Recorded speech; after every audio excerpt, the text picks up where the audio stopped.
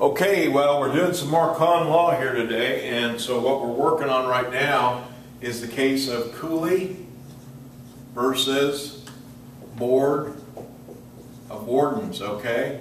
And this is a very famous case,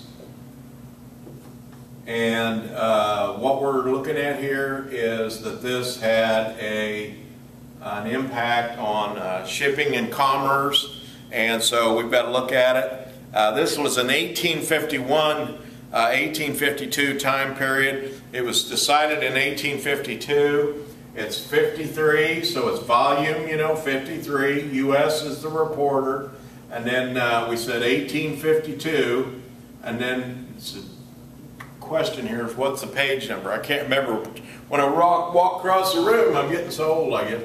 299. So this is the page. This is the volume. And that's the reporter. So we have one line, and then it was decided in 1852. So this is a rather old case, but it's important again.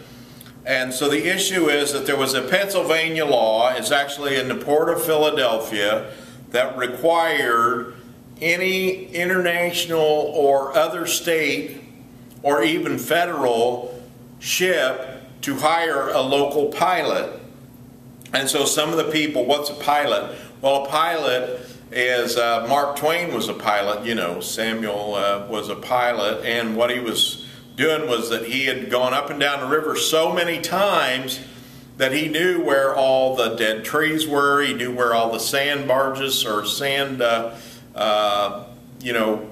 islands and stuff were under the river, so that it, to keep the ship going without running aground is what I'm trying to say. Same thing applies in the Philadelphia harbor. There can be sunken ships in there. There can be junk. People throw a car in there nowadays. Of course, they didn't do that in 1852, but just all kinds of junk could get thrown in there and the ship could hit it. Well, the pilot's job was to go on board for the captain from a little tugboat and out in the ocean, and then he would guide the ship in and until it got tied up. So that was his job, was to make sure that they got safely ashore without striking anything in the harbor.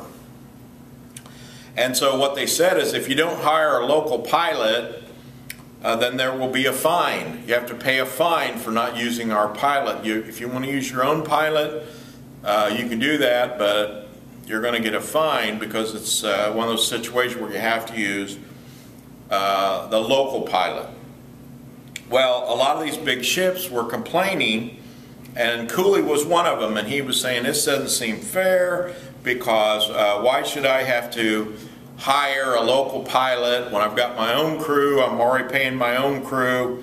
And so the question is, the bottom line is, the issue is, does this law in Pennsylvania violate the Commerce Clause of the Constitution?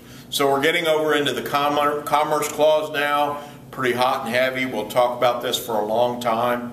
It's a very major part of the first section, Con Law 1. And so the question is that Cooley owned this ship. He didn't want to have to pay this fine, and he didn't want to have to pay a local pilot. So should he have to do that, and what would be the justification to have to pay a local pilot? You could say, well, the pilots union is demanding that you hire local pilots, and then the local pilots spend their money on bread and milk and eggs and everything right in Philadelphia. Whereas if someone on a ship, they might have a couple beers, but they're going to be gone tomorrow, so they don't spend their money in Pennsylvania. That's the one argument. Well, the argument that the Supreme Court went on, according to Justice Curtis, was that the pilotage law did not violate the Constitution because of the General Welfare Clause, or in other words, what we've often called safety issues. So general welfare, safety, so what they're saying is you don't want this ship to run aground, and some foreign pilot may not know their way in the Philadelphia harbor. So you have to have somebody that knows, where all the sunken ships are and, anything else that might be under the water hidden that could hit your boat and mess it up. Now, I just violated a major law. Boats are not boats, they're ships, and so you're not supposed to call a ship a boat. But anyway, you get my point, is that piloting involves understanding the navigational problems in that Philadelphia harbor. The locals know their way around. They're like a guide. They help you get safely through from the beginning to the end of the harbor. So that's the issue, is safety, general welfare. They're saying that on these kind of situations, Commerce Clause should not intervene because there are certain exceptions, like safety, like the general welfare, where we have to say, well, there is a place where sometimes local is better than national. So that's one of the issues that came up. It was basic thing that it was a really interesting twist on the Commerce Clause, and this whole issue of Commerce Clause will be seen as you go through these cases one by one as being somewhat elusive, because what you're going to get into is that there are concerns that are large in scope, what we would call national in scope, like racism, for example, and then there's local concerns like the issue of safety. You don't want that ship blowing up and striking some kind of a local,